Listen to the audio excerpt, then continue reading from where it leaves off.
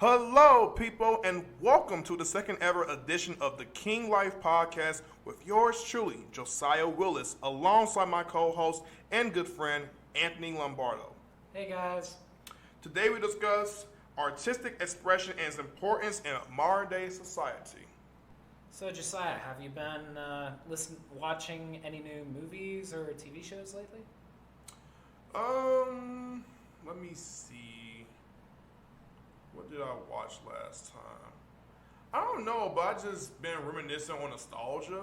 So I've been kind of like watching like movies like Diary of a Wimpy Kid. I've been watching that, Roger Rules, and Dog Days. It played a significant part of my childhood because I could relate to Greg Heffley, the main character in the film. Shout out to Zachary Gordon. He did a dope performance for portraying him.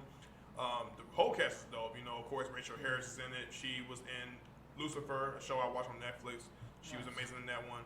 I've been a Diary of a Wimpy Kid fan for as long as I can remember. I've held the books. So you read the books? Yeah, I read the books. I had The Ugly Truth. I had the movie diary. I had the Do It Yourself book. Nice. All types of books from Diary of a Wimpy Kid. It was. I'm a big fan. Yeah, that was big into my childhood too. Man. I used to read that stuff like it was gold. I used to also read other stuff that may have been unsavory for middle schoolers, but I do not care. Yeah. It was the Gone series. Yeah. I used to read that a bunch. I don't know if you know much about it, but kind of a screwed up series for a middle schooler. But honestly, I think more middle schoolers should read it because I think it builds character and it teaches stuff about people, even if it's not completely realistic, but it gives different perspectives. Okay. Yeah, man. Like I said, Diary of a Wimpy Kid, read the books. Jeff Kane is a dope author. There were times where I did fall asleep reading that book, but it was so good you just couldn't stop reading. And if you got tired, in your eyes, what makes the book so profound is how captivating it is, detailing about a wimpy kid in a sense, right? I wouldn't say I was a wimpy kid per se, but I definitely did try my best to fit in some areas when I was in school. Try to gain acceptance from everybody, try to be everybody's friend. I wouldn't go as far as say I was a nerd. I was smart in my own way. For what I did know, I say I would consider myself to be more of a cool misfit.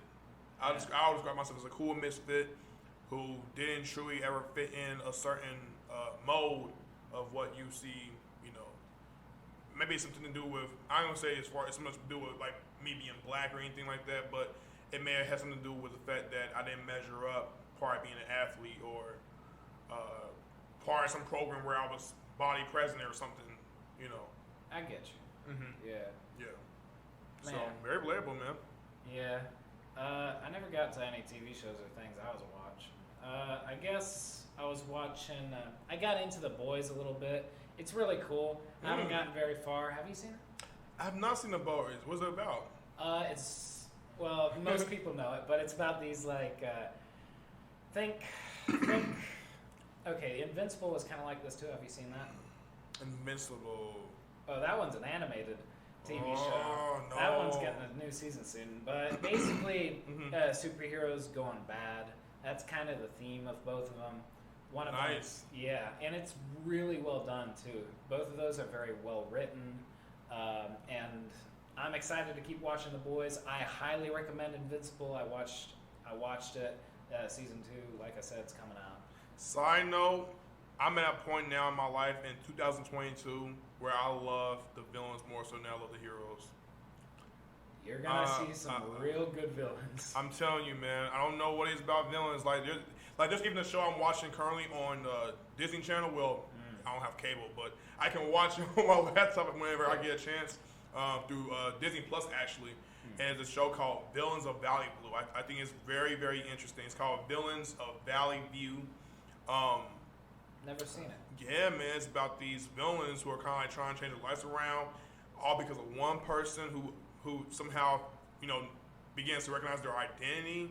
It's a long story. You gotta watch the show. I think it's actually one of the coolest shows I've seen. The main character, she's cute, but at the same time, she's pretty darn. What's the best way for me to put it? A little ruthless. She knows herself. She knows how to really be bad and do things, but she's a fun-loving person all around. She looks like she's really cool and engaging to be around. So yeah, that's sweet. You want me? Well, I was gonna talk a little bit about The Boys to try to get you hooked. Man. Yeah. So it starts with this. Okay, I'm gonna just go a little hog wild here. All right. The main thing, the main plot point that happens is the main character's girlfriend gets, you know the Flash, right? Yeah. Basically, this TV show's version of the Flash runs through his girlfriend. What? Yes. But why is it called The Boys as in if it's plural? I don't. Is it more than one boy? The Boys, I believe, is the people investigating, like, at least from what I can tell, it's the people investigating this big superhero thing that's kind of full of corruption and stuff. So they're a corporation. They're actually a business. Okay. But they disguise themselves as like the nation's superheroes. It's on Netflix? It's on Amazon Prime. Amazon Prime. Same with Invincible. I can probably watch it maybe through 1 to 3 movies. I don't know. Yeah, it's crazy, but so much crap happens in it, and it just keeps getting more and more wild. It's got some vulgar content and stuff. Is it as wild as... disclaimer warning, if children end up watching that, don't. Please do not watch the stuff. Please don't watch it if you're a child, maybe. Speaking of wild, you seen Suicide Squad? I have not seen not Suicide Squad. I meant Squid Games. I have seen that. That's okay. A little dated, but yeah, it was cool. Squid Games affected my mental health. It did. That show was too much. Really? Bro, I cried during the episode where they was playing the marbles. Oh my gosh, bro. It was like, it just really gets to you. It's like, bro, why? Then they had to like sacrifice all their lives before we get to that eventual winner. Yeah. Sorry for spoiling you guys. If you haven't seen Squid Games, watch for yourself and you'll see what I mean. But for those that are upset that I was spoiling a little bit, well, I mean, it came out about a year ago, so what can you do? But I'm just saying, like, watch the show and you'll enjoy it for yourself. It's a great concept, albeit that, it has a whole lot of cliffhangers left for each and every episode. But you got to take a breather after watching maybe one episode I heard this discussed as well. The fact that the season 2 seems difficult to make because it kind of wrapped itself up. Do you know what I mean? Yeah, I heard about that. But I think they're still in production for that film. What do you think they could do with film that? Series, huh? What do you think they could do with that? So the speculation going or predictions going is that Gi-hoon, the main character, is going to either look to come back so he can stop the guy who invented or created the game show for Squid Games, and he's going to look to save the lives of others who have lost, who he went through when it came through all the deaths they had to go through in order to sacrifice themselves getting that money, because he ended up winning the money. As we all know, winning I think $1 billion, more than $1 billion, I think, it was something like that. It was in was it yen or something? I don't know. It's Korean money, so it's kind of hard to piggyback on what it was exactly, how much it was costing. Sum of money. A large sum of money. We'll just say that. Yeah. Probably not a full billion, but it was a lot of money for sure, and they was ruined to get that money, man. But yeah, I can go into other ways about that if I want to, but I'm not going to digress. Yeah. Anthony, my boy, what made you get into theater studies? Well, all throughout high school, and I'll start in general with, I just always had a large fascination for movies, You know, people like Leonardo DiCaprio and all those legends. They're just so cool to watch. And, you know, when I got older, I did actually start to think to myself, in a weird way, it was also in a sense of like, it's unrealistic that I'll get to that level, but this is a thing I can consider doing. And when I got into high school, I kind of started messing with that idea in my mind and started actually doing stuff because of it. You know, I did a bunch of theater in high school. Mm-hmm. I tried to stay around theater because the more I did some theater and the more I learned about theater and specifically the types of plays and all that stuff, it just blew my mind because the artistic expression of people and just how they, just different perspectives, different lives, all that type of stuff. Yeah, speaking of that, what really caught your eye? Could you name like one play that you saw that really like transcended, oh yeah, I gotta really take this as a shot and give it a go? I don't know if I can name a play, but there are certainly formative plays for me. Maybe, here's my first play. Mm-hmm. My first play I ever did, it's not necessarily what I watched, but what I ever did was a play called Almost Maine. That was a fantastic play. Repeat that again? Almost Maine. Almost Maine.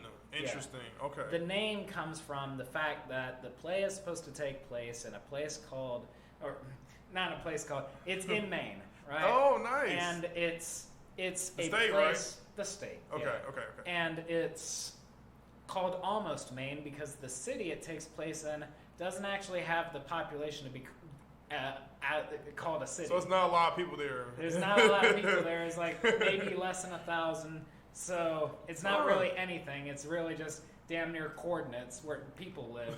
And so they just call it Almost Maine. Okay. And it was a romantic comedy. Now, if you can think to yourself what it would look like, the amount of drama that would be produced by a romantic comedy being in high school, and especially the way this was set up, where it was a bunch of different kind of short stories from all these people that live in this town and stuff. It was really cool, but damn, did it cause a lot of drama in the theater department because, you know, some of these people had girlfriends, boyfriends, and everything, and they were like, you know, they were being high schoolers, which is dumb, but whatever. Did that go as far as to teach you the way you could better look at artistic expression? God, yeah. Because it was my first true exposure to what acting was like. And I'm going to be real, I had a few ulterior motives to do this. You know, I knew this girl and yada yada. You get it. You get me? But it wasn't just that. There was something about it. Everyone else who was a part of it and like senior in the theater department there kind of hated the play because it was more laissez-faire with its with how each thing was run. Basically, they let us have control. We would have rehearsals, but everyone would split into small groups and sort of govern themselves on how they were learning the lines and stuff. And that was so cool to me. Yeah, man. Yeah. Yeah. So, you know, for those that don't know, we live on campus, and he is being taught by the same, I would say, instructor I had like earlier in the semester, Alan Bomar Jones. If you listen to this podcast, if you ever get a notion of it, well, shout out to you, my guy. Love you, man. Big shout. For sure. Tell me what he has taught you. Have you gotten any improv advice about how to reconstruct your improv from time to time? Well, I will reiterate, I've only been on campus for roughly a week. Fair, very fair. Fair so that means I've had about 2 classes with him. But so far, he seems really cool as an instructor. He, for clarification, he's been an actor. He's done stuff. he's an all around cool guy. We gotta put him on some shine right quick. Yeah, I'm saying, incredibly helpful instructor. Yes. And he keeps it real. Yes. He there's a certain level of professionalism that needs to be kept in the theater department, and it's not always kept, but it's certainly showing through here. Mm-hmm. It's not like he's being, up in your grill and saying, "Oh, what you doing that for?" But he will tell you when you're doing something wrong. He's a very nice guy, but means very well. Yeah. Yes, he does. And he's just he knows what to say generally, I think, in terms of how to help people. Yeah. Individually even. Yeah. Which is cool. He'll pull you to a side if you definitely like hang out at the class. He's the type of guy you come around and talk to about like, okay, sir, how I do, and he'll give it to you straight. You know what I'm saying? He'll highlight the price and negatives more so than it is the positives. But that's okay. You gotta have tough skin, because if you can't take criticism, then you can't survive doing acting. You can't survive doing music. You can't survive pursuing anything. You know what I'm saying? Let alone a sport. You know what I mean? So you gotta have tough skin. Not to be macho or tough or anything, but to understand that people have to, just take in the advice that you can get, and take in things that you can work on to improve on. In this modern day world where people are able to put themselves in echo chambers, basically surround themselves with people that can reflect their own ideals, and they can kind of allow themselves to live in a delusional fantasy land for a bit if they want to. It's more imperative now than ever to be able to take criticism. Yeah. To be able to take feedback.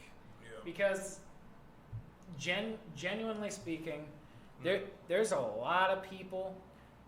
there's some mean people, but there's also a lot of people that mean well when they tell you things. Yes. And the worst thing you can do is push that aside. Yeah. Because you will not grow as a person. You will genuinely become less likable to others. There's just no avoiding that. Right. And it's not so much about proving your case about who's right, who's wrong. It's about understanding and having, the utmost of respect for someone to really come at you and tell you. If he didn't come and tell you to begin with, he wouldn't have cared. You know what I'm saying? So if you going to have someone that can just really just brown nose you and kiss your behind and tell you at the end of the day, oh, you're doing great and blah, blah, blah, no critiques, you're fine, you're doing this, then there's a problem. You know what I'm saying? Because he's holding you back from seeing how you could really get, like, I remember him, and we're going, we're going to go into more details about Anthony, just so you guys know. I'm going to expound about everybody else, but I remember he told me this great learning lesson. He was telling me about how Denzel Washington was being celebrated. You're saying Alan Jones? Yes, Alan Jones said this. He said Denzel was being celebrated, I think, at the Academies or Oscars. It was one or two.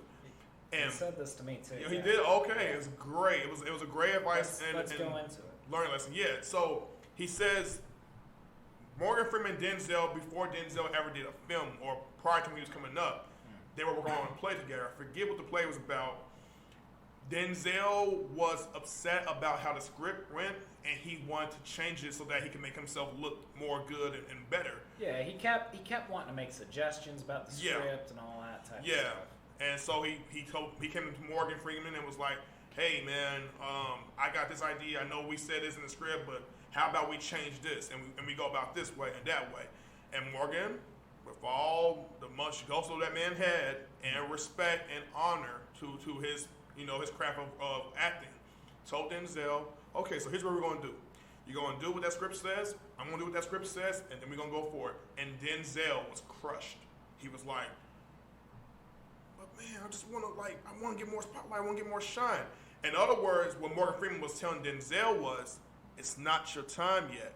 It's not your time yet. And when you're coming into acting, you have to understand it's not going to be your time quite yet. You know what I'm saying? It takes years, eons, even, months of practice. And Denzel, trust and behold, he has some practice to really do the films that he has, been able to do and been such at a been great at a certain level, a higher level, to his acting abilities. Yeah, and in the previous episode, I was mentioning the ideas of success, and that's the thing about it, right? You ain't gonna be the current Denzel right before you're, what Denzel was. You know what I mean? Yeah. He needed to be able to take instruction. He needed to be able to become great before he was great. 100%. There's a process to everything. Yeah. And you can't expect to be everything before you've even started. I love that. I love when he told me that, because it reads both volumes. Because you look at a guy like Denzel, you might say you idolize the guy. To me, I wouldn't go as far as like, hey, I idolize him. I have my reasons. But I look at him as a guy who I can say is influential, role model, definitely my favorite actor, of course. I am very biased Denzel. He can't do no wrong in my book. No, I'm playing. But I'm biased in the sense that, like I said, he's my favorite actor, and I really appreciate his work, even at his later career when it comes to doing films. He's still around, which is great. And hopefully, if he's still around enough, I'd love to do a film with Denzel if I could ever get a chance to do it. I mean, it's a big goal of mine and a dream, and I'm not quite sure if it'll be possible, but if it can and God sees there's a sign for it to happen, come on, I'm coming. That's so sweet, but yeah, man. I wish I was more acquainted with Denzel's work. I'm not that acquainted. Hey, man, it's all good, bro. It's a lot of actors, man. It's a competition, man. There's a lot. It sure is. Do you know what he's made? Denzel? He done did Malcolm X. There's Training Day. He did American Gangster. He's done Inside Man, Deja Vu, Man on Fire. I've heard of that one. How is it that I haven't seen these? I don't know. Man, I'm telling you, bro. Just these are some of his biggest films that he's known for doing. Remember the Titans? He was a football coach in that. God, that's another one I put off. What's up with that? John Q. Let's see. He's done so many films, man. The Devil. I think it's called The Devil in the Blue Dress, something like that. Where Don Cheadle was also in. I've heard of these. They're classics. And yeah. It's like I've been dodging Denzel somehow. Oh my god. Man tries to come into my life. I just swoop out away. Yeah, man. It's like I said, bro. He's done some really iconic films. Has had some of the greatest roles anyone can ever imagine.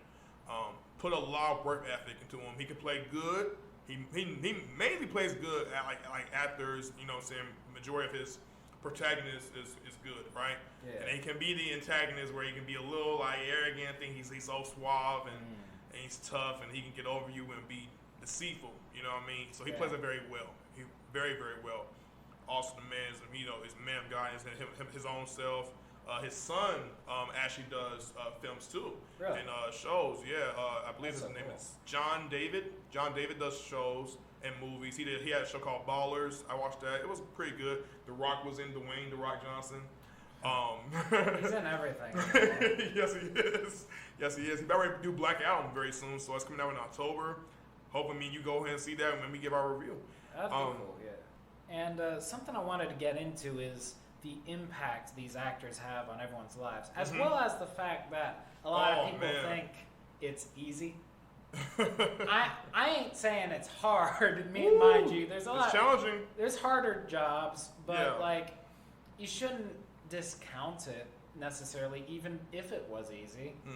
Quote, because there's a reason so many people tune into all this stuff, and it's because even the actors, despite not having written the scripts or maybe done all the backstage stuff, there's still art to be made there.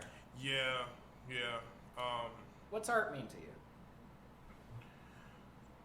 you? It's expression, it's creativity, it's global, it's being able to paint pictures. You're visualizing your mind, the imagination of someone's mind on wax, and you have that canvas to just really write or emphasize what you really want to get down, jot down. Yeah. You can definitely contemplate a whole lot of different ideas back and forth. in another one of my classes, we were actually discussing this, and one of the things that stuck out was art is definitely about the impact it has on people. And it was interesting because he said sometimes theater ain't always art. Because that's true. Sometimes it's a throwaway thing, or sometimes it's just for comedic or whatever, but it doesn't have to be. I don't think theater has to be one thing or another. I think everything can serve its purpose. Sometimes it's good to have some escapism and just get away, not think about anything.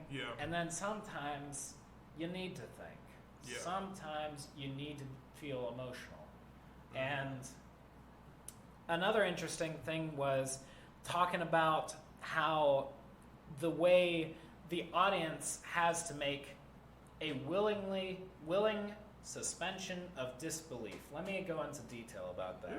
That's the idea that the audience has to, in order to truly get stuff out of theater, they have to think just for the time that's allotted that this is real. They know it's not, but for the time that it goes on, they willingly kind of forget about that. It's funny that you say that. I mean, to throw a curveball at you, even with stuff like this that sometimes is not always related to, can be mostly deemed unrelated because not a lot of people really get into it. I will reference World Wrestling Entertainment, the WWE again. You know what I'm saying? Professional wrestling. I love professional wrestling. But when you watch wrestlers and get in that ring and where you have like a good guy, it's the same thing. It's like, even when you see like a Marvel film or you see like a DC Universe film, you're seeing heroes and villains. And you see that. You see people who are, you got the heroes, the goody two shoes, I'm going to do right, I'm going to serve justice. Then you got the villains who's like, I'm the rule breaker, I'm aggressive, I'm going to pull out a heinous act to get away with something and win. You know what I'm saying? The goal is to escape. You know what I mean? Or you might have somebody who's an anti-hero who can rebel against the system for what he feels is just, messed up. It's not really what he's really a part of, or he can definitely see himself doing in the near future.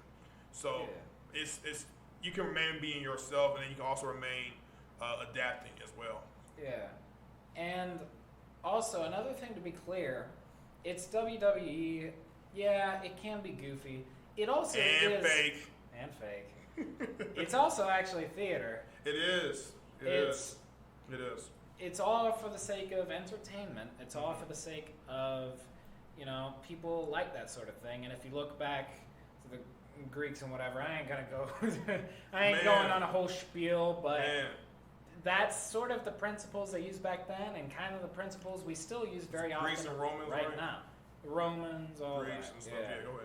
Go ahead. And interestingly enough, sports and theater have always gone hand in hand. And in a funny way, that's actually a combination of the two. But sports and theater back in those times, they would actually happen near the same time as far as like the competitions go, or as far as the theater happens. It would happen in the same stadium because it all, in a sense, went for the sake of entertainment. Even sports, NFL, whatever, the money comes from the fact that it's entertaining and inspiring. And in its own right, the NFL, all sports things, they are all performances in the same vein that theater is a performance, that acting, playing, participating in things is a performance. You know what they all have in common? Politics. we going there right now? Oh, man, I don't want to. I don't. And what I could be saying could be very controversial, you guys. Keep in mind, don't take it out of context, but this is what I've heard. I'm not saying this is also truly fair to say or if it's fully accurate, but I have heard some things regarding, it's funny how you mentioned about performances, and the one thing that comes to my mind is that it could be fake. Not that sports aren't realistic. Don't get me wrong. Injuries are real. playing that game is real, being aggressive is real, training, preparing yourself, sure. Being an athlete is real. I'm not saying that that's fake or anything. But if you think about it, the performance, when we say performance, we're given, there's different types of aspects of performance, right? But when it comes to the aspects of performance, you could argue that sometimes when watching an NBA game or an NFL game, that's what I hear people say all the time. I'm not saying this is what I'm saying truly, but they will say things like, oh, that was rigged. That was rigged. That was totally rigged. LeBron, he wouldn't have won that game against Giannis, or he wouldn't have won that game with this guy, blah, blah, blah. And people will have their assumptions about, okay, this is how we feel about it because maybe it's a bias towards our player not winning, and they probably feeling a little salty because their favorite team lost. You know what I'm saying? Yeah. Or you can be like, oh, the Bengals kind of like won against Pat Mahomes with his team, the Kansas City Chiefs, and Pat Mahomes may have gave the ball game away. You could argue that. You know what I'm saying? But at the same time, not everybody's going to fully agree with you because, and here's the main reason why. As fans, as viewers, as the audience, as members who are, into the crowd and watching what we're watching, wherever we're watching a movie, we can, or a show, even a show, bro. And to my point, I'm trying to get at is, we could watch these people play. We can watch these people act. These people do what they do, right? Yeah. There was, and people can really take it serious, too. It's scary sometimes. It's like a risk you're taking when you're going about being a full entertainer. Because I remember Michael Rainey Jr. He's an actor from the show Power. He plays Tariq St. Patrick. He got his own show called Power Book 2 now. Well, a lot of people were upset that he killed his dad in the first show, Power. Power showcased his father, James St. Patrick, a.k.a. Ghost, being the lead drug dealer. Towards season 6, he ends up killing his father. And there were reasons for it, but at the same time, dumb reasons. People were so upset with him killing his father that on Twitter, Michael Rainey Jr. received about close to 400 death threats. Wow. Yeah, it was that serious. That is crazy. But I'm saying it to say, like, we give these people a perception of what they are. Where it's true or false, we don't know. We only see through our lens into their lives. And we're not even that close to their lives. We're not close at all. No. I mean, it's the same for sports and theater. Yeah. Movies, whatever. Yeah. You only see them through the perspective of an audience member. Yeah. And that's not a true perspective. No. In theater, it's taught, there's a certain separation between the audience and the actor. There's a big disconnect. Mm-hmm. Especially, even the type of, place you do it in. If it's, a standard theater, there will be a disconnect because it's like looking through a picture frame. Mm-hmm. And it's crazy the amount of people that, and they put so much personal connection to actors and sports people alike. Yeah. Even though in theater it's made to be fake. That's the point. And in sports, it's just slightly different. It's about performance, but it's still big on entertainment, and people will put everything on it, and that's kind of showing the impact of all of this. If you ever thought that, it's not really that important to learn about all these different types of art and whatever, what's it ever done? It is one of the single-handed biggest things that makes people do things. Yeah.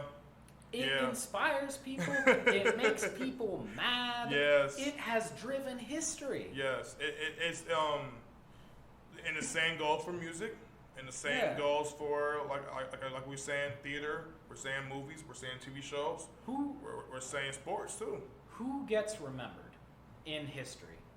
Is it the accountant that made a crap ton of money, or the laborers, maybe sometimes, but typically not much unless they're a big political figure. Typically, what survives history is the art. That's what survives. Yeah, that's interesting. And in that vein, I think sports, theater, all subdivisions of theater, movies, whatever, blah, blah, blah, I think they're kind of one and the same because they both survive and they both are striving for kind of the same goal, impact. Yeah. Yeah, it is. It's impact, but it's also, in some ways, that impact could be viewed as ego-driven. Sure. It could be viewed as wanting to gain money, wanting to be the biggest known, person. You got, people who write their own TV shows. You got people who direct their own TV shows. You got people who are looking to try the best films, you know what I'm saying? You got people who can be a workaholic, i.e. Kevin Hart, who will try his best to, say to you, okay, if y'all think I'm not as funny as I used to be when it comes to my comedy, well, guess what? See me do the serious films now. Let me see if I can branch out with that, because as time goes on, I may not be as funny as I once was. And he's not wrong about that. But I've always said to myself, I have funny film, people were going probably like turn against him and go as far as to say, oh, Kevin's not funny no more, blah, blah, blah. I think Kevin Hart is fairly funny still.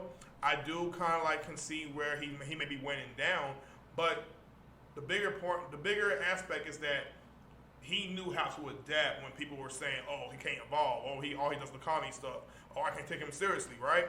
Well, he knocked out 3 films that I've seen where he played a serious role. One's called The Upside with Bryan Cranston. Shout out to Bryan Cranston. In case you don't know what Bryan Cranston was, he was the father in Malcolm in the Middle with Frankie Muniz. Great show. Love it. Have you ever seen Malcolm in the Middle? Nah. You sleeping. I got to put you on. But yeah, he was in that, and so Kevin Hart did a film with him.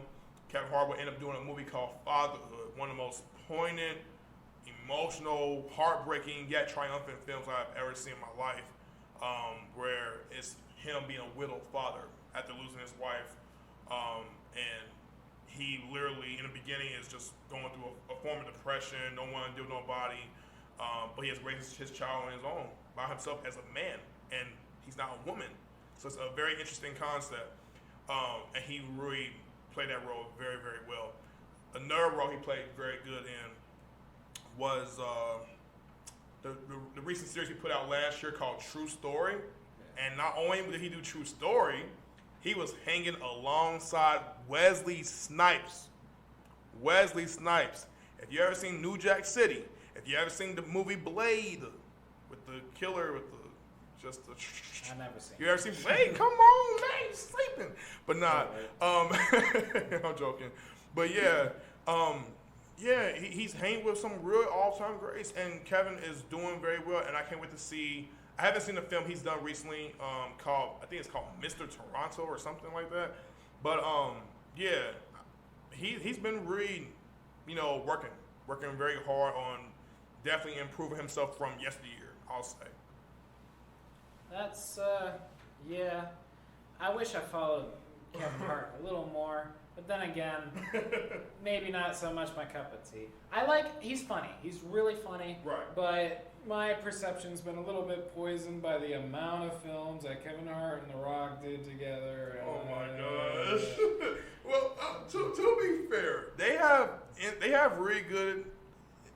It's kind of like unorthodox chemistry. They do have good chemistry. I do give you that. But and they are funny. It's just sometimes that funny can be, from a grand scheme of things, or the grand scheme, or however you look at it, could be looked at sometimes a little corny.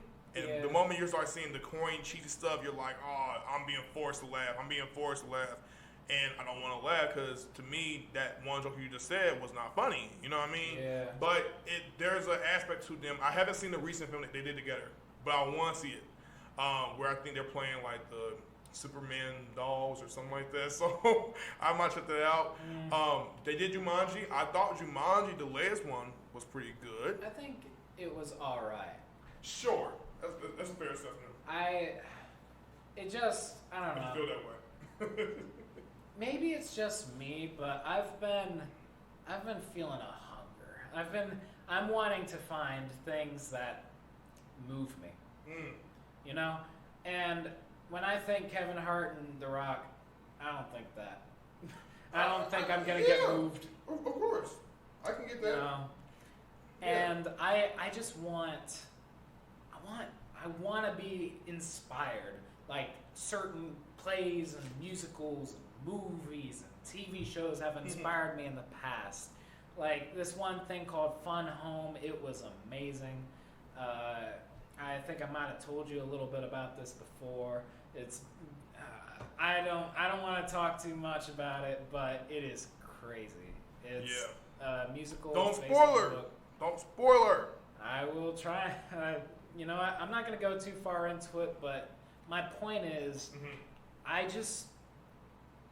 think in a lot of modern TV shows and movies, it lacks value.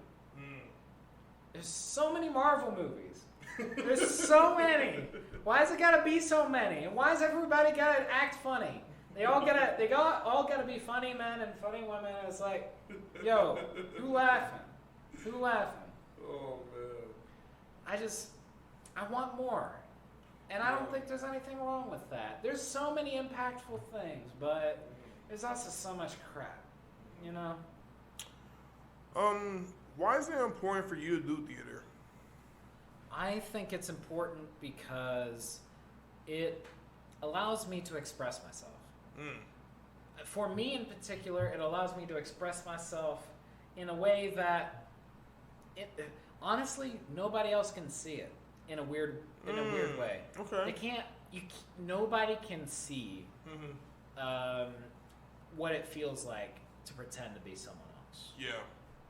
They can see you pretending. Yeah. They can even feel for it. Yeah. But they can't feel it. And there's something a little liberating about that. It's freedom. Yeah. Freedom.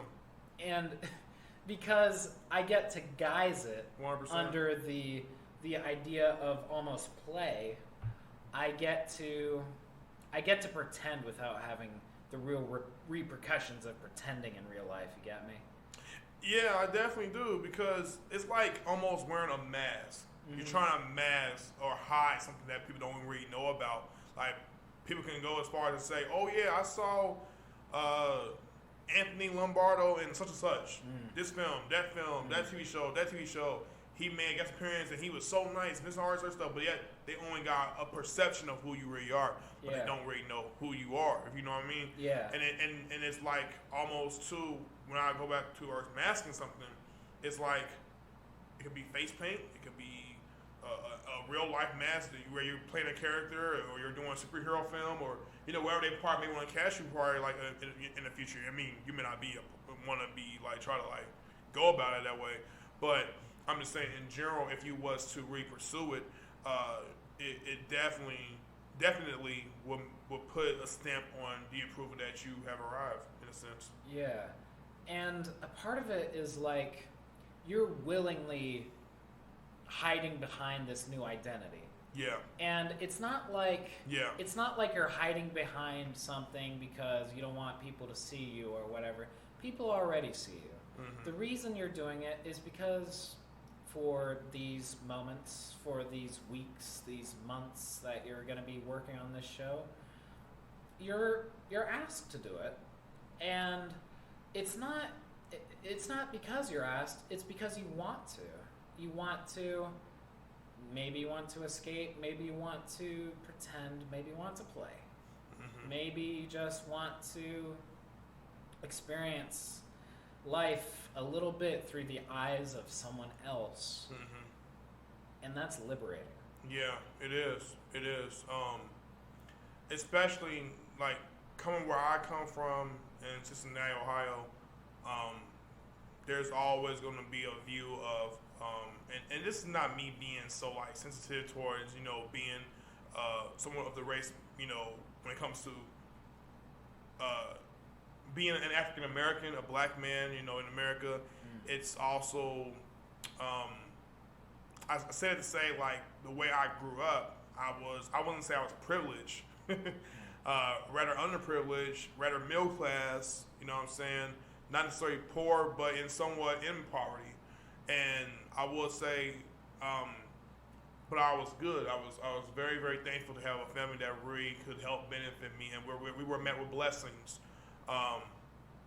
It just that I'll go as far as to say, like, coming up in school, I saw a lot of different, black people wanting to fit in, wanting to be a part of the game, wanting to be an athlete, wanting to pick on some brothers if they had to, wanting to fight, wanting to go as far as to call you a lame if you like something that you was really fans of. You know what I mean? Certain different things, that rebellious attitude, that stigma, where, oh, you part of the hood, you part of this neighborhood, you're in the gang, and yada, yada, yada. Oh, because you wear dreadlocks, that makes you unintelligent, you know what I'm saying, a goofball, you know what I'm saying. They label you in a very much of a grand scheme of things. So for me, when I was doing scripts or I was portraying a certain character, I got mad or I cussed or something like that, it's me portraying that character. It's not necessarily me, but it's me. It's half of me in that character, because half of me can relate, and then the other half of me cannot relate, because that's not me. Yeah. It's not fully me. And a part of the acting process, at least for me, for some people it differs, but for me, you have to put yourself in the mindset that you're now that person. Yeah. You have to let go of what you were and become what you need to be. Mm-hmm. For certain characters, maybe you have to be a bad guy. For certain characters, maybe you're better than you are in real life. Mm-hmm. In both ways, you're not you. Mm-hmm. And you do that willingly. You have to embrace that. And it can be good. Yeah. It can also go bad if you don't manage yourself, but yeah, it can be good. And to your point with that, I like how you I'm gonna segue with you over that, because it can affect one's mental health, and not in a good, positive way either. No, it's not. It can be bad. It can be deemed worse, and can really sometimes take you out. You know what I'm saying? If you let it, if you really, like how you mentioned it, if you can't begin to manage it. Case in point, and I'm not just going to speak too much on terms of this, but part of the reason why Heath Ledger passed away was that he couldn't. I heard this thing about him. Not saying if it's also true. It could have been an addiction thing either way. But I heard that Heath Ledger could not get out of being the Joker character. He just could not get out of talking in the same accent, talking a certain way. He couldn't even sleep, let alone try to go to sleep and rest on it, and then be like, okay, I'm back to Heath Ledger, the Australian who plays this English character that speaks perfectly English, and you wouldn't even thought that was Heath Ledger to begin with. You know what I'm saying? Which is why it was a marvelous performance. But because of Heath Ledger, dwelling on it so much and really allowing it to consume him, it took him out. So it's definitely something to think about. That's some of the negative aspects about wanting to do acting, you guys. Now, here, let me put this into perspective. Mm-hmm. To get to that level where you get so lost, you have to train your brain. Yeah. So much to get to that point. It ain't gonna happen overnight. You don't have to worry about right away. You're plummeting down because you just can't stop being whoever the hell. That's funny. That don't happen That don't happen like that. It happens through great determination and great work ethic, and like I said, you gotta want to be that person. Yeah.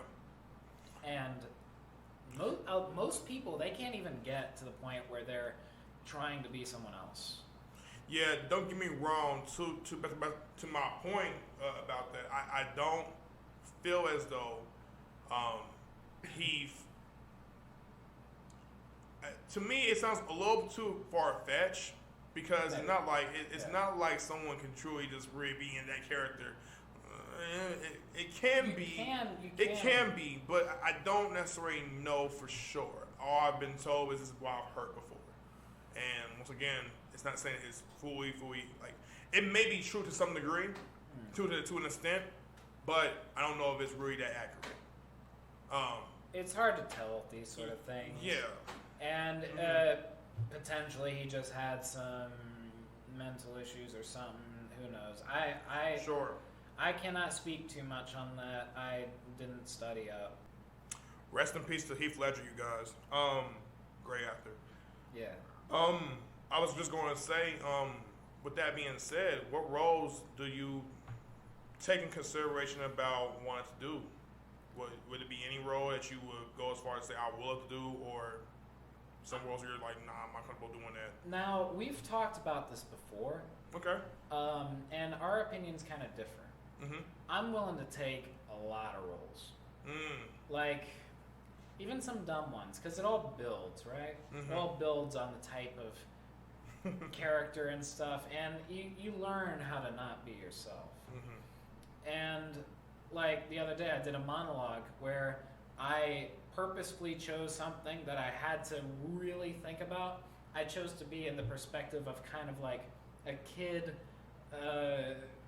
basically trying to ask their mom something after like telling her a funny story about this snake that ran down the street and scared like Miss Jones or something. And then he was like, I love my hamster and all, but I can I have a snake? They can share the same cage. But just saying that is different than acting it. Yeah. And for that monologue, I had to act it. And so in my mind, I just kept thinking about different ways to become that person. I changed my voice. And I thought about it so much on stage, how I would feel saying what I was saying, how I would show it outwardly, how I would interpret it myself. And the teacher, Alan Jones, he said I looked younger. I got a stubble. I got a beard, and he said I looked and sounded younger. It sounded whatever. The looked, he said my body language was showing that I was younger, and that wasn't all necessarily like direct. I had to become more and more like that and work my brain to try to become who I'm not. Yeah. I'm not a kid. I ain't that. Yeah. But you gotta put aside yourself sometimes. Yeah. You gotta be I would say unselfish. Yeah, you can't just also be a certain form of a character. You really have to try different avenues. I don't mind doing a film where I'm a killer. I don't mind doing a film where I'm saved. I'm trying to get somebody else to know God. I don't mind doing a film where I'm a troubled teenager, or I struggle with having hatred from my father. I don't necessarily have hatred from my father, you guys, but I can relate to that because of what I've gone through. But I can channel that into this character that just for whatever reason does not hold anything back, and he can definitely let loose on someone. Yeah, for sure. Your previous experiences, you can draw so much from, and it ain't necessarily even. You don't have to be thinking about them. You feel it. Yeah. And you draw from your feelings, and it becomes. If you turn it into something different, you're becoming different. Yeah. Woo. You're not lying about that, bro. Yeah. You're not lying. I remember, matter of fact, the other day, I was we was getting test books for his class early this semester, and one of the test books he was saying to get so much, kept saying get the Pipeline book. So I think I ended up getting Pipeline for free at the bookstore here, on campus. So I got that Pipeline book, and there's this character named Omar, or I think Omari or something like that. And basically, Omari got, he's on the verge of getting, pretty much, I would say, let go from school, expelled. And his mom is confronting him on his actions. He's, pushing his girlfriend aside, don't want to be in love with her, don't want to be, there with her like that no more. He kisses her goodbye, pretty much. But he gets along with pretty much everybody, including a security guard at his school, except for his dad. And part of the reason why he ended up and he went against his teacher and put his hands on his teacher was because in his mind it was him attacking his father. It was his mind. It was all that pent up, aggression, that ruthlessness, that emotional heartache that he had for it, even hurt, or just go as far as to say hatred he had for his father. To me, because I've gone through my own fair share of experiences with not having my dad in my life and fatherlessness being a big deal, I was able to channel how Omari may have felt, what I'm saying, when it comes to, he was telling the story about Bigger Thomas and how angry he is, and he's an animal, and he's going through all these different emotions, and what caused him to explode, what caused him to be that way. And the teacher keeps on nagging him about, come on, Omari, answer the questions. And he's like, I don't want to talk about it. I don't want to get into it. Leave me alone. And the teacher just would not leave him alone. Even when he got up and tried to leave, he wouldn't leave him alone. So what he ended up doing out of his anger, he pushed the teacher. You know what I'm saying? And he was really, really just, he lost his mind, in a sense. But I think towards the end, he gets better. So there's a certain amount of reality. It may all be fake, but it's conveying real ideas. Mm-hmm. And for things that happen internally, especially when they're bad, you have to find ways to outlet them. Even when they're good, if you cannot express your feelings and emotions, that ain't good. Yeah. It turns into ugliness. Yeah. And when you get to a certain point, there's not going to be a turning back from what may happen due to you bottling it all up. Yeah. And that's why it's so relatable, and it actually happens. It goes around society. The best way I could put it for some people who actually go through fatherlessness, you're not alone. You will get through it if you have faith in God and you believe in prayer, or however you go about that. You can seek out, or if you don't want to go about seeking it out, just forgive them for your own self. You know what I'm saying? Make bad choices and just continuously do you. Even if they're not for you, even when they make certain promises or tell you they're going to do this for you, don't take it to heart as if they're not going to do it. Don't take it personal. Just keep doing you and rely on how you can become your own success story. Sometimes the person you got to rely on is yourself. Mm-hmm. If you don't love yourself, if you don't take time to learn how to communicate with yourself, and I know that sounds weird, but truly communicate with yourself and understand why you feel what you feel, why you do what you do, it's just going to get worse before it gets better. You have to understand yourself. Then you can start doing things to better yourself. Anthony, man, where do you see yourself in the near future as far as like pursuing acting? The truth is, I don't know. I don't know what's going to happen 10, 20 years. I can't even fathom. And like, you get so many people in college and high school that got it all figured out, and like Colin is included in that. Yeah. At least in his mind, although our conversation may have made him rethink things a little bit. Mm-hmm. He was a little shook by it, but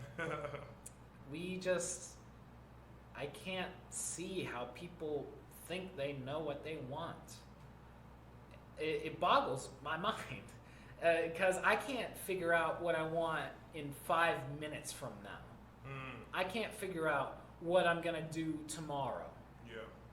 I can't figure out what I even want now half the time. how can I know what I will want? And I guess one thing that can help is figuring out yourself and saying, maybe this is what I want, but who the hell knows, And I guess to see it from someone else's perspective, a friend of mine, her name's Ren, I won't go into any other part of that, but she talked to me about having a plan made her feel stable. Having a plan made her feel like, not everything's gonna fall apart. She felt like she could be prepared for the future. Although, in my opinion, that's counterintuitive.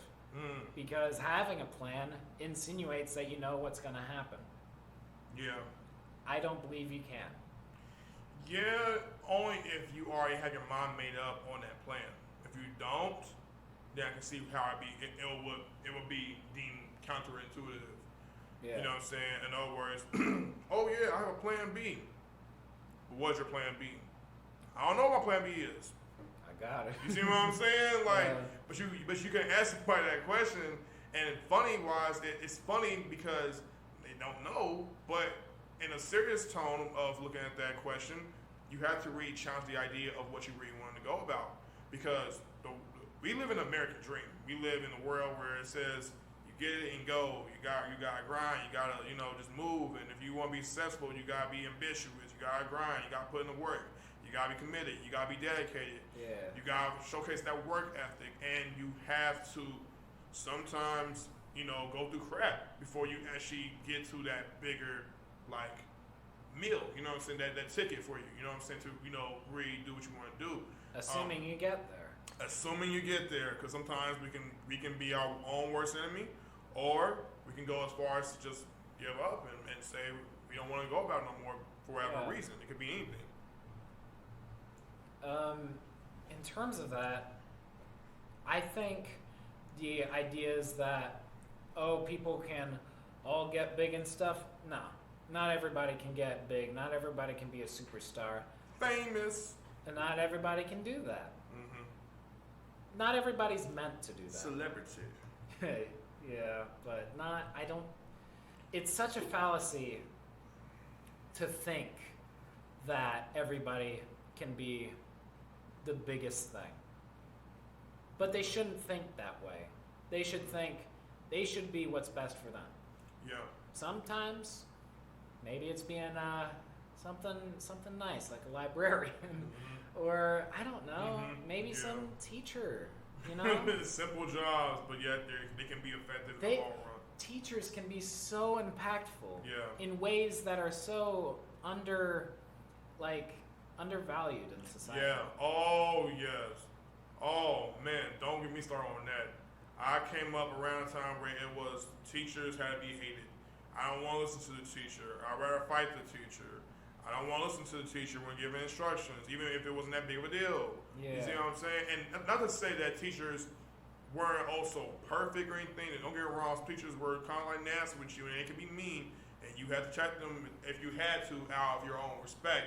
But I was building a principle: treat others the way you want to be treated. Yeah. And as long as I'm good with you, and me and you, we have no beef with one another, and we're not truly at odds, we're good. We can be stable. And that's what I was taught throughout school. I never had any issue with teachers. Some teachers I probably like more than others, but I never truly had a big issue to where I was rebellious and I didn't want to listen. I listened because I knew doing this education, even if it's man-made, even if it's some of its faults, did not matter. I knew if I could accomplish this and conquer a feat, an obstacle, I'm going to get somewhere to where I want to be. You know what I mean? In the long run. But people don't think that way. They always seem to think, oh, I'm being a slave, or I'm being worked hard. I'm coming to school for no apparent reason because my time is being wasted. You can go home and watch a show or a movie and drink and smoke and do what you want to do, but I can't because I got to do homework. And it's such a shame because there's big societal pressures and thoughts and ideas that people will pick up and they'll run with it, it's not accurate. It's not the way life is. You know, to treat people, teachers, whoever, to treat them with disrespect, you're doing yourself a disservice. Yeah. You're already putting yourself below them because you can be better than that. Yeah. You just choose not to be. Yeah, and it's very unfortunate. And once again, prayers for those that actually have come towards the terms of that and realize how wrong they may have been, and of those that feel like they weren't wrong and feel that they were also right. Well, guess what? Pray for you again, because you gonna need some more praise on top of more praise before you get it right. But I ain't trying to preach to the choir, and it's not preaching, content of a podcast. It's more of y'all letting it be known, hey, this is where I'm at, this is where he's at, but let it be known that at the end of the day, we are giving our own perspectives to share how we feel. It's not about disagreeing with one another, be like, oh, you can't be saying that. But I'm probably going off. I'm going a little off the topic. But to bring it back, like I said, it's all about respect. And as long as you can show forth the worth of someone's giving respect, you can earn someone's respect. You know what I mean? Just understand the worth and don't be so closed-minded or think that you know so much better than everybody else, because you can know so much, you won't know everything. You never will know everything. Literally. And to that thought process, whoever you meet, they will be better at something than you. Something. Maybe it ain't even apparent, but they're better at it than you. You can learn something from just about anybody you meet. Now, sometimes you won't want to because they're just kind of mean. But it still applies. It still applies, and also perspective and context applies too. My grandma said it best. It's not what we say to people, it's how we say things to people. Yeah. And you know what? Sometimes people have had rough goes of things and they're jaded, bitter. And if you were to look into the life, maybe you would see there's reason for that. On the same thing though, it don't mean necessarily that you have to sit there and take it from them. You can just walk away. Yeah.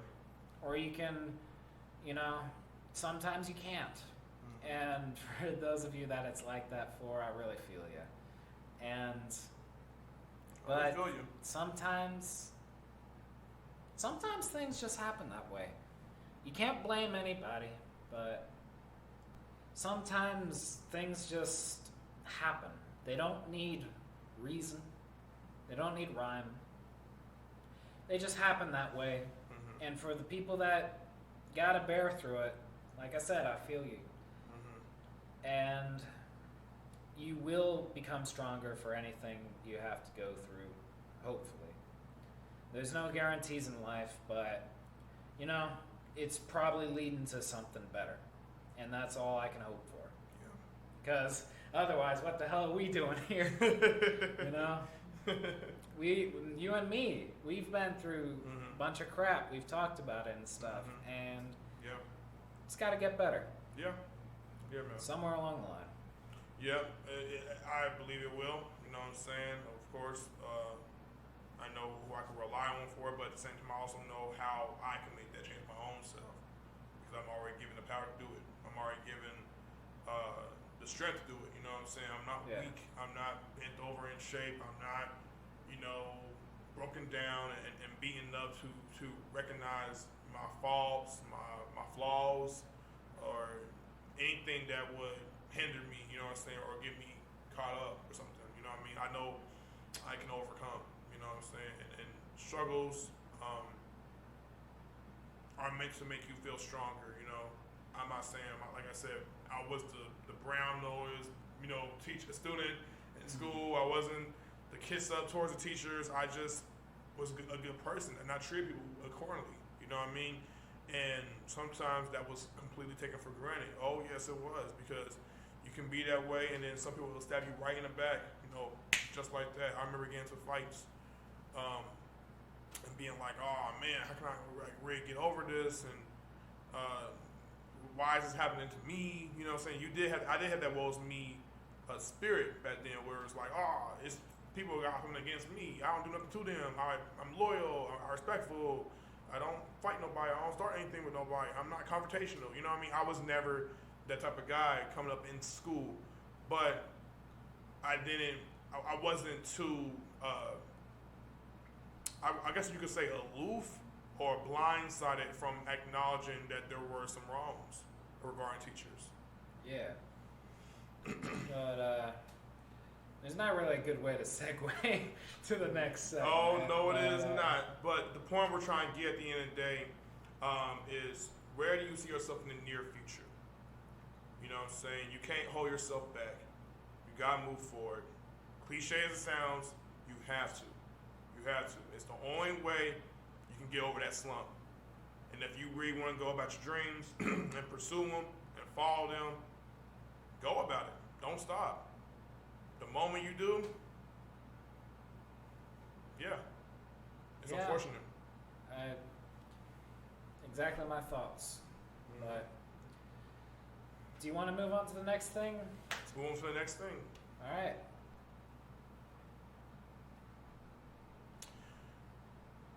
Lastly, bro, how can acting benefit you? Let's say if you was to really make it big, go into the industry.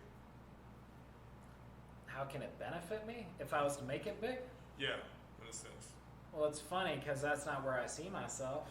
Yeah, but rhetorically, I asked that question because, in a way, you just never know what your plan could be. You don't never know what your purpose could really go for. Let's say acting is all you do. You know what I mean? It's not, there's no other side thing you actually really accomplish or you go for. It's this in the long run. If I was making a book afterwards, maybe. If I want to join a judge show where I'm judging about music and whatever the case may be, maybe.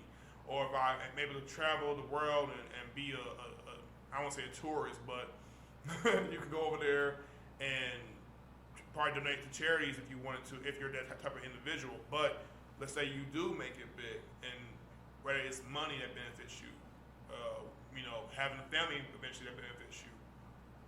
Do you see that being a benefit, or do you see how it can benefit only you and in another way?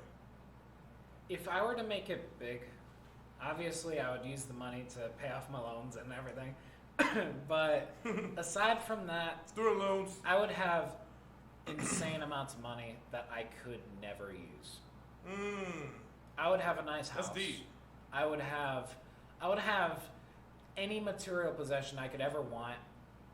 But for me, I could probably not care less about having so much money that I could just sincerely wipe my butt with. And you didn't ask how Donald Trump feels? Maybe. Maybe. Yeah, see. He went for president. He got it. People were like, no, not him. But he made it. You can say that. He made it, bro. But the reason why I bring up Trump is because the guy's insane just wealth. Yes. Insane wealth. Yes. But if I made it big, I hope I wouldn't think about the money. Mm-hmm. I hope it's the last thing I ever think about. Yeah. I hope I give the majority of it away. Mm-hmm. I cannot speak on what I would do, but that's what I can only hope. Mm-hmm. Because, greed does corrupt. Yeah. And come fool yourself. I don't even understand the thought process where you're like, nah, man, I need more. What's more? Where's more? What more could you want? There's only... You can't. That's so true. You have to find fulfillment in things. Otherwise, what's the point? And it's it's crazy. It's crazy to me that so many people could want so much more, when at that point it's conceptually. Oh my God. You can't even think about what more is in that context. That is hilarious. Because it's so true. Because you do have people who are like that. You do. I can't name names right now, and I'm not going to go as far as name names. I'll be probably somewhere where I'll probably tell you outside this podcast, because it's between me and him, not you guys. Sorry. It's all love. But even with that, it's that's very true, because if you already have accomplished everything that you always said you want to do since day one, when you probably may have came up poor, you may have came up homeless, you may have came up with the old adage, the rags to riches story, right? And you may have said, I want me a Benz, I want me this hot chick, I want me some real cute kids, I wanted me a tablet, I wanted me we put so much emphasis on these things that we feel truly matters. And don't get me wrong, in a sense they do matter because we use them. We use them. It's how we get by with our living. It's things. But at the same time, in the long run, they're not going to always matter. People ain't going to want to hear that, but it's the truth. It's not going to always matter. Yeah. And so a lot of times when it comes to having money and wealth, yes, it's great. Yes, it looks like it's the life at the end of glory. At the end of someone's glory on the earth, in this world. But to me, I already know my true passion. I already know my true possession or possession. My true, I would say, my true prize is going to be in heaven. You know what I'm saying? It's going to be in the pearly gates, and the angels are going to see it. And that's going to be my true form of riches. And mansions are going to probably look 10 times better than how they are here. Even though you might say to yourself, I don't believe that. But that's how I was, kind of like been taught. But in spite of all that, it's not going to also mean everything. You know what I'm saying? No matter how many times, like, you think just because you are so rich and you can meet up with Oprah, that makes you a bigger deal now? Yes, it makes me a bigger deal because Oprah is inspirational. Okay, cool. You do something with Ellen DeGeneres. That's inspirational? Yes. Have you seen Ellen's show? Everybody watches it. You think it's going to be inspirational for you to be on Love and Hip Hop and embrace toxic masculinity? Yes, because it's inspirational. And heck with it. People love drama. See, and people read into this as if it truly sometimes matters, but in reality, they sometimes don't. Because it doesn't put more stamp on you that you have made it. Even though you may look at moments like that are so monumental of having done made it because you got attention on you, you got clout on you. A lot of it's not real. That's the sad part. Like, you will strive for all these things, and it just doesn't matter.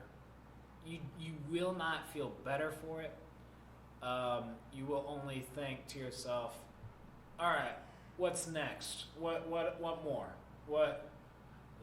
Because it's not fulfilling a hole in you, and there's a good reason for it. Yeah. Of course it's not going to fulfill a hole in you. You don't care that much about the things that you're even trying to earn. Once you get it, you throw it away. Yeah. Because it doesn't mean anything to you. It's the idea. It's the idea of what you're going for, and even that is a void.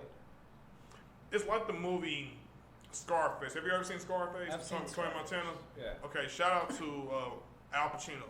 Great actor. That was awesome. Yes, very, very one of the greatest actors of all time for sure. But Al Pacino portrayed a Cuban American or a Cuban drug dealer, and Tony Montana, all American. You know what I'm saying? The classic. Say hello to my little friend. You know what I mean? Like, it's just iconic, and then there's so many different things that you can play with that film, right? But notice how in the movie, there's this old saying, the world is yours. And that on top of that, what really ended up killing Tony Montana at the very end, it's a classic movie. So come on, you guys. I'm not spoiling this time because it was years ago. Yeah, you kind of should have watched it by now. Come on, bro. It's been out for umpteen years. But with Tony Montana, I keep saying Al Pacino, Tony Montana, trying to get to the point. But anyways, the problem with Tony was he wanted too much power. And when he was told to fulfill an objective, he didn't go about it because he knew in his heart it wasn't right. He wasn't wrong, but it cost him his life. So I say to say, you can have power But at some given point, you're gonna want too much power, and it's gonna become a more of an unhealthy thing, to have, especially mentally. And if you think it's kind of, I don't really buy that people are gonna go down in flames because they decide one day, I just, I do something small and I'm kind of invincible. That type of thinking does kill. Yeah. I've seen it firsthand kill. Yeah. In my own family, it's killed many people in my family. Wow. And sometimes it's in the most direct way possible. Sometimes it's something that's indirect, but it's like, yeah, you know what? You kind of had that coming.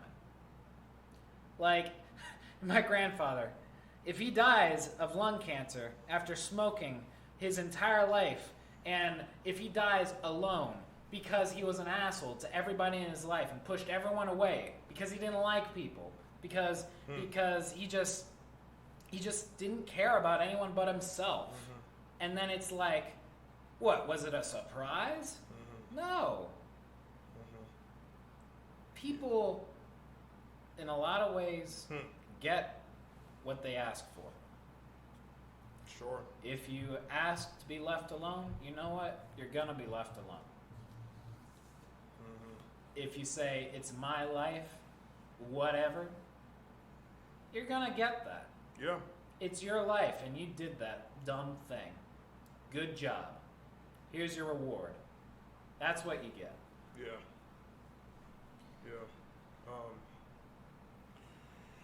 Yeah.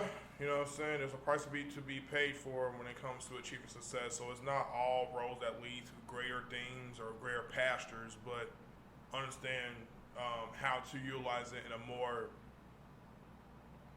concise way of doing things, of running business, of investing your time, spending time with your kids, spending time with your wife, loving, just having love, I think is a beautiful example about,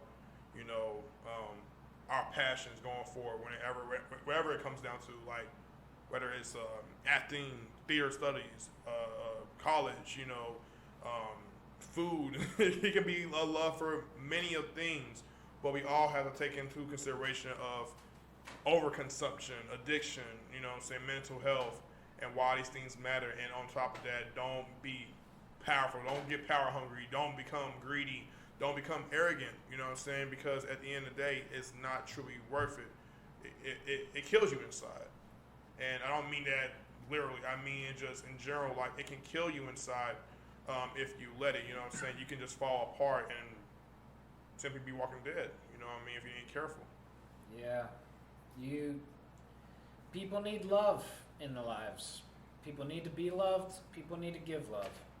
And there ain't no real wraparound way to get it. And sometimes it takes a long time. And sometimes you can't be blamed. Yeah. Shit happens. People are mean. People suck in a lot of ways. But you know what? Sometimes you just got to keep trying. You got to keep sending your light out there and hoping someone sees you, Man, we covered a lot today. We definitely got so much to read, get people thinking with this being the part 2 Anthony Lombardo episode, my buddy here. But yeah, man, I hope that y'all get this artistic expression, where you can view it literally, metaphorically, spiritually, emotionally, hypothetically, however you want to go about it with the leads, okay? You just enjoy for what we was able to say here. It's been about an hour, 23 minutes, probably more than 23 minutes now. But we're here, man, and I hope that people can take this and dissect what we're saying here. Hopefully y'all can, agree to disagree, disagree to agree, or disagree to... You don't gotta agree with everything we say. You don't. You really don't. But chime in on how you guys feel. We're just letting you know our points. Some things we don't also agree with. Some things that we haven't even said ourselves. Yeah. It's just the way we've been able to program things here from what we were taught and what we were accustomed to listening to. Yeah. But I've had a lot of fun today. We've covered so much. A lot. And it's been incredible. we're going to keep making these episodes, man. Yeah, man. Keep going strong and hope people enjoy this. Yeah, thank you guys for listening in. I hope. The only thing I can ever hope is that some of you guys or somebody, just maybe one person, grabbed something from this and thought to themselves, hey, maybe I want to think about that a little bit. Maybe I want to take some of that into consideration. Yeah, man. I hope whoever's listening right now, I hope you take it into consideration. Follow us on SoundCloud, like, repost, put this in your playlist if you really enjoyed this, and if you need to return back to it, it's there on SoundCloud for right now. It will be available. Future, I might put it in my channel to show y'all that, my progression when it comes to elevating Josiah Willis, the YouTube, channel or platform. So, yeah. Thank you guys for listening in. We will see you later. King Life, we out.